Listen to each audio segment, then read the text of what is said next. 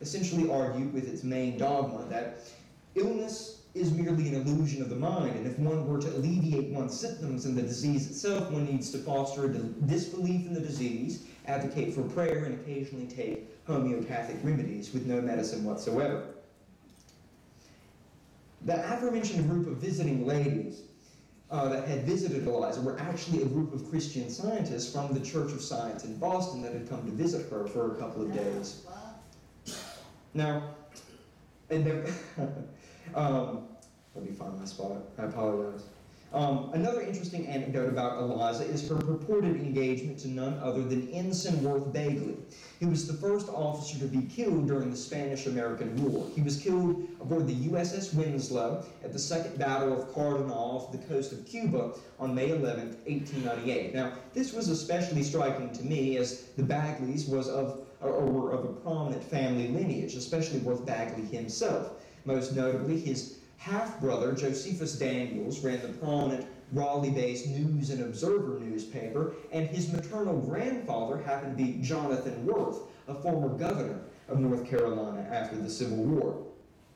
I could think of no way possible for the Pottses to have met with the Bagleys until I stumbled upon a possible connection. Apparently, as we had mentioned before, Eliza's father, Samuel Potts, was, of course, as previously mentioned, close friends with Henry Bascom Short, whose mother's name was Marietta Bagley Short. As her maiden name is Bagley, that obviously places her somewhere in the Bagley family lineage, so perhaps there is some connection between herself and Worth Bagley, but that remains uncertain, other than the mere hearsay that she was engaged or betrothed to Ensign Worth Bagley, and this controversial photograph which we have here. Here we can see Eliza relaxing in a hammock, but on the right-hand side we have her brother Junius, and in the middle there's a lot of controversy that surrounds this figure. There's some who argue that it is in fact Worth Bagley, and there are others who argue no, it is simply her older or her younger brother Samuel Chatham Potts Jr. Now, personally, I believe this gentleman's facial features to be unlike her brother Junior's, because he has these very prominent, chubby cheeks, and he has a taller brow and a much more slender face. But as to whether or not it's Worth Bagley or not remains uncertain. Further information would be needed, further evidence would be needed to be compiled in order to corroborate such a claim. Moving on further, we have Samuel Chatham Potts Jr. himself, who unfortunately there's not many details about his life. He attended a couple of dances at the Lumina Dancing Pavilion at Wrightsville Beach near Wilmington as a stag. He enjoyed competitive bowling nonetheless. He received an education as an engineer, and he shipped down to Panama in December of 1905 to assist in the Panama Canal's construction. He ended up contracting tuberculosis, however, so they sent him up to a sanatorium in New York, where he happened to meet a young woman by the name of Ethel, who was also being treated for tuberculosis. They got acquainted with one another, got to know one another, and after they both were cured of the disease and dismissed from the institution, they married one another in September of 1912. He moved back down to the Panama Canal with his wife, as a matter of fact, and he stayed there until its completion in 1914. As of the census of 1920, he's documented as residing in the riverside town of Chester, Connecticut. I have no idea how he got there or why he decided to go to Connecticut in particular. But he co-founded the Middlesex Handle Company Incorporated, where he made, for a living, axe handles of all things. He lived there for the rest of his life until 1939, where he died at the age of 56. And likewise, there are a few details about Junius's life, however, unfortunately.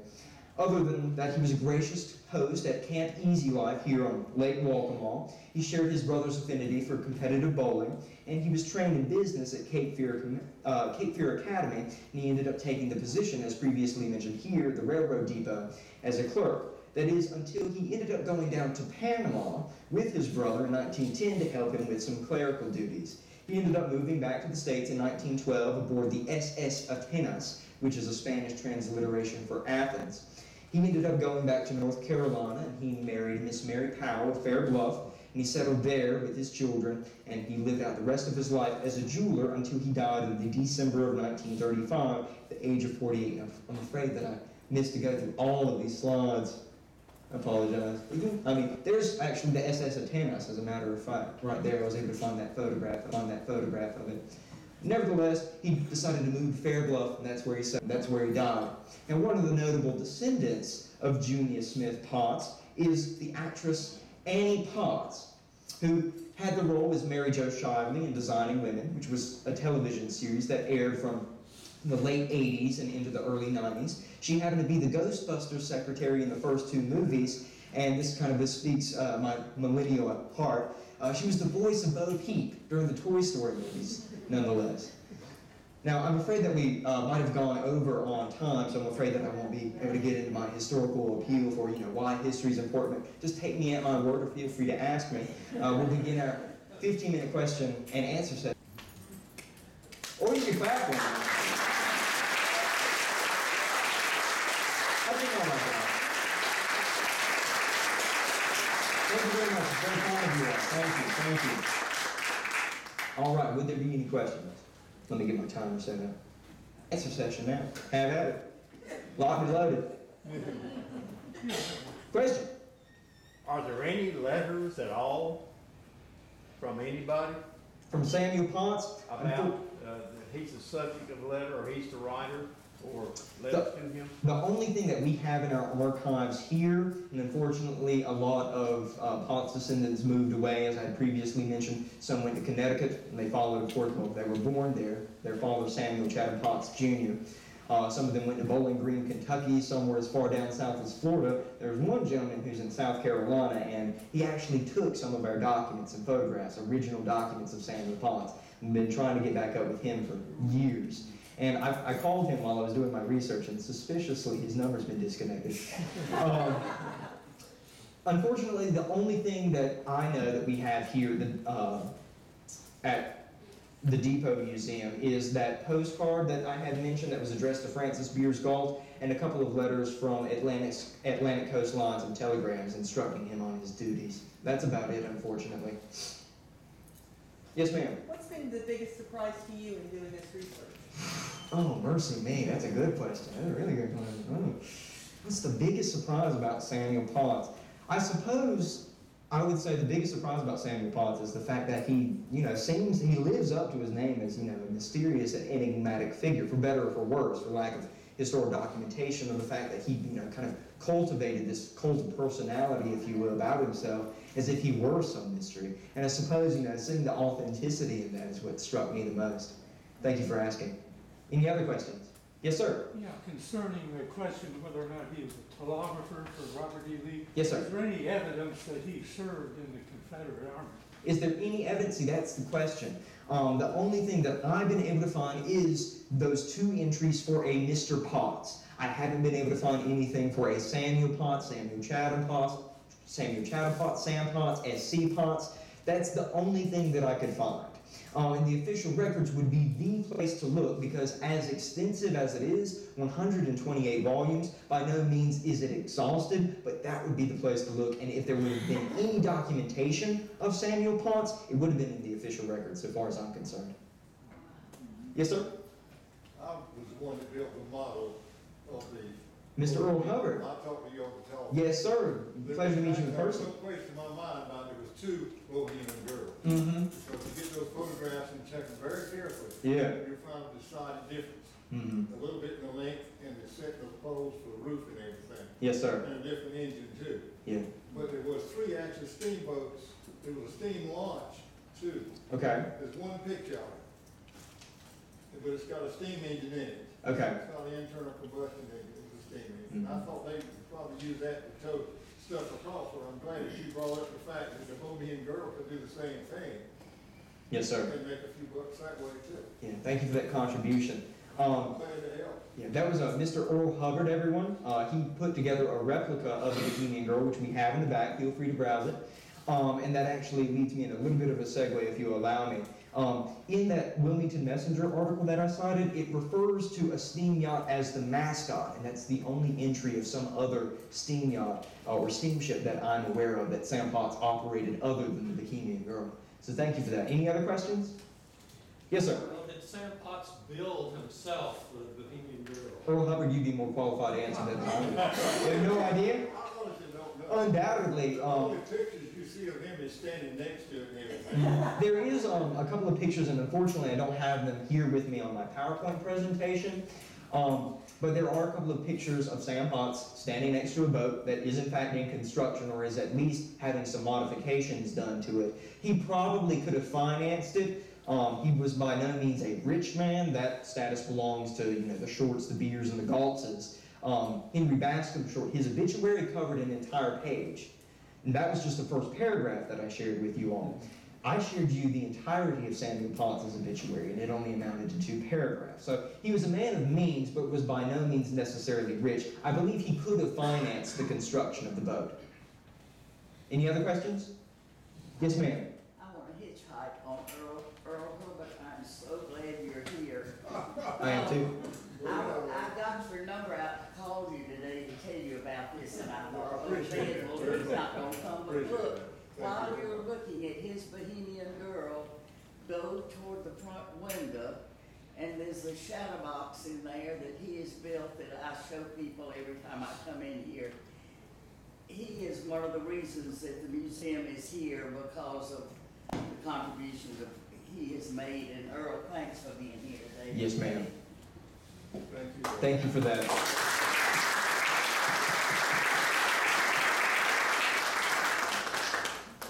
Any further questions? One thing I found out about Yes, sir. celebrities.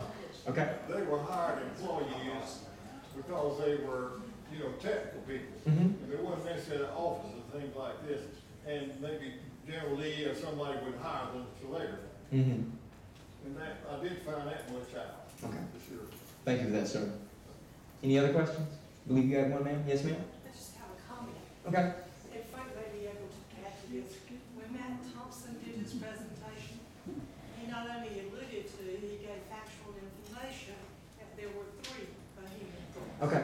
They were different sizes, different shapes, and they were used for different things, thus being why the size and the shapes. Okay. And he went into more detail, I'll be honest, than I remember, but he did say that there were 3, and that was the first of my knowledge. I've been to White Museum lots of times, Mhm. but I had never heard that there were 3. He may have, I'd like to know if he knew about that. Mhm. Any comments, Earl Hubbard?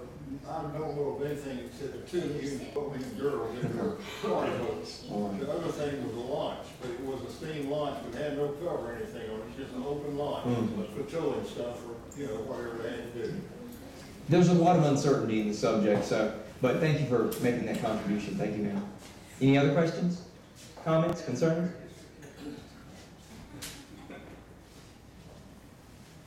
Why did you choose the subject to explore? That's a good question. I suppose my introduction, going to the lake time antiques and whatnot, and that kind of serendipitous encounter with the photograph struck an interest with me, having brought it with me to college, and occasionally looking at it. And then lo and behold, I come here and begin my internship. There's an entire exhibit dedicated to the man. I suppose that's what really spurred my interest. But I suppose, considering that there was so much mystery, as we had mentioned before, surrounding this man, I suppose this gave me the opportunity, whether I realized it or not, for this to be my first historical foray, if you will. I did my first extensive research on the subject, over 20 pages, which I know it's not that much, but as much as it is for me. So it kind of gave me this opportunity that I was glad to take up, and I just kind of ran with it. Thank you, sir. Is the highway named after Sam Potts? As a matter of fact, it is. But I'm glad to get into that. I'm sure that would have been an interesting topic of conversation. When exactly was the highway formed? Who decided to name it after Sam Potts, and for what purposes, perhaps? I haven't looked into that, unfortunately. But thank you for that question. It is, in fact, named for Sam Potts, everybody. So remember that when you're driving up and down the road. Any other questions?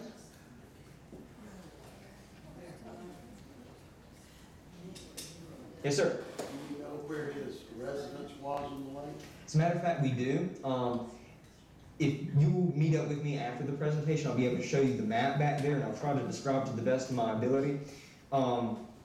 And that map actually was compiled by a gentleman that I mentioned throughout my presentation, Charles Beers Galt, who spoke with Mrs. Betty Timberlake, and we got a lot of information from him, thankfully, about the early time period here at the lake. But his residence would have been past the road, so far as I know, and a little bit to the right, kind of in that plaza, if you will. Once we get back over there, you'll be able to see where it is positioned on the map. I'm afraid that I can't describe in much detail. I'm not a cartographer of sorts. Any other questions?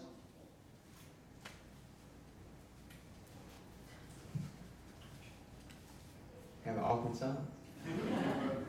Thank you. All right.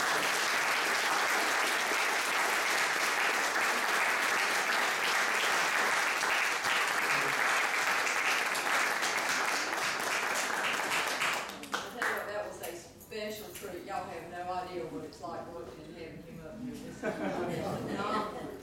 and after just 2 days, he came in with 10 pages of size 12 font with all the information he had gathered in 2 days. So I can't wait to see what he's going to share with us at the very end. We have refreshments. I thank you all for coming. Please take the chance to speak with Joseph, and I really appreciate you being here. Thank you.